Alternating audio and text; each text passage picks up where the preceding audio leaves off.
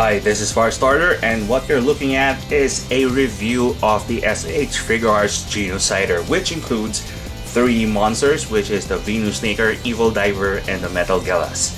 And this is the box of the figure. It's really huge and it doesn't even fit my frame. So I'll just give you a quick tour on the box. We have Genocider here, and we have Ouja on one side. At the bottom we have Gai, and on the other side is Raia, and at the back some of the details of the individual figures and the combination, which is the Genocider. And before we continue on with the review, I just want you to see what he is inclusive with. First are the Tamashii Stages, which is first the Tamashii Stage 4 Kamen Rider Ouja, and then we have one here for Kamen Rider Raia, so that's his stage, and of course Kamen Rider Gai. So that's what it looks like. And also it includes 3 cards, which I'll be showing you some of the details and what it looks like on the photos at the end of the video. So that's all he has to it when it comes to simple accessories. The thing I'll do is give you some details on individual figures, and then I'll show you how to form the Genocider. Let's start with Metalgelas. Metalgelas, despite its bulkiness and size, has a considerable amount of articulation points from the neck and head joint, shoulder pad armor, ratchet-like shoulders, ample arm movement, upper bicep, wrist, hip swivel, elbow and knee joint, and a ball-jointed foot. The fingers are similar to Kamen Rider Tiger's claw accessories, which are independent from each other. A brace is included to support the figure, but otherwise it can stand on its own. Hidden near the spine are extra pegs to lock with the brace and for the EvilDiver. Make sure that you rotate these all the way through. Off the head is another version of metal horn, and this is bigger than what is inclusive with the Figuarts Kamen Rider Gai.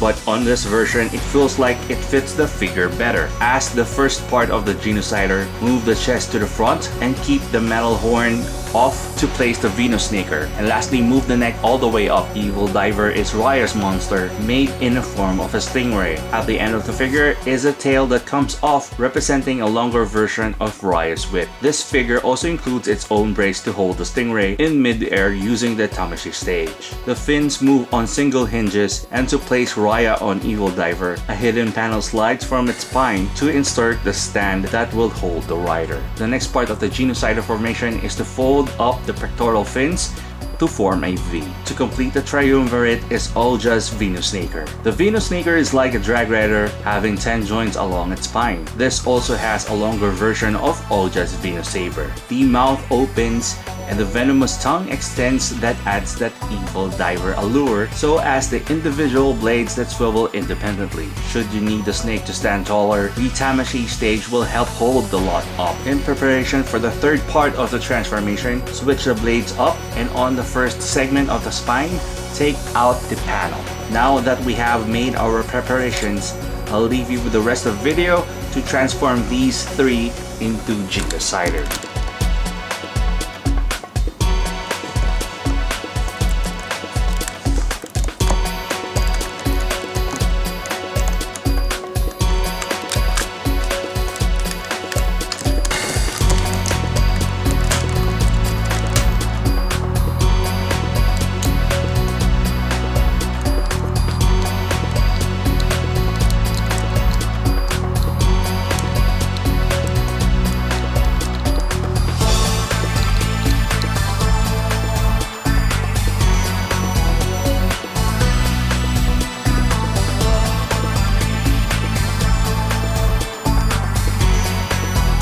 So here's the figure in complete transformation.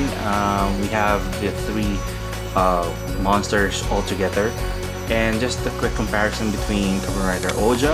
You know, this is one huge robot or monster. This tower's about 35 centimeters, so you know what you're getting when you get the whole set.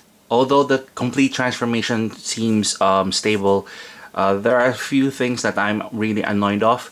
First, let me just take out Kamen Rider Ouja, put him aside. One would be the tail of the EvilDiver. As you can see here at the back, I can easily take this one out. And also on the Venosnaker, just with a quick twist, you can pop that out. So it's gonna be annoying when you try to pose this figure. Just be aware of details coming out or cupping out loose or popping out without any explanation whatsoever. And then the rest is really stable. It can stand on its own without the help of the Tamashii Stages, and it also helps when the snake's tail or the rest of the spine is on the floor. And also it also helps if the legs of the Metalgelas is split apart. And you can actually pose this figure in different ways. You can use the hands for and move these forward, but that's it. The extra horn on the head of the snake is stable also, so it locks into place as long as you have used the pegs and the horns properly. So the only thing that's left is the final vent for Genocider, which is this extra chest piece, which looks like a vortex. I'm really liking also the sculpt on this one. The inner circle or inner ring is in a translucent plastic, and if you take a look at it closely, you can see that this is one huge piece of flesh, and it brings the vortex thing alive on Genocider. All you need to do is take out the chest piece from Metalgelas and then just replacing it with this. So it holds also real well on the figure. I really like how the whole ensemble comes together to form Genocider. And even on a separate piece, each monster has its own pros and merits. Also, I appreciate the well thought of engineering to create the set. I do understand somewhat why these are not included with the riders because of the bulk and what these need to do. Among the three, the least favorite piece is the EvilDiver, since the figure feels like a hollow shell and because of the tail constantly keeps on falling off.